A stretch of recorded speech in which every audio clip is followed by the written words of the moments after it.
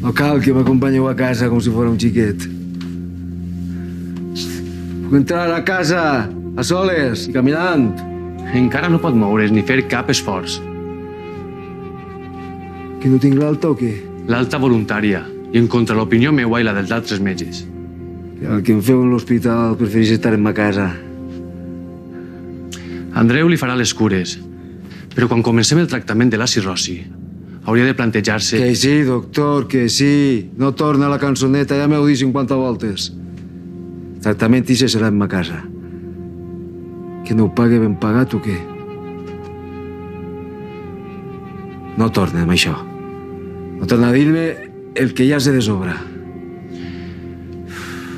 La seva habitació? Ixa porta. Aneu en compte, eh? Deixeu-me les coses com estaven.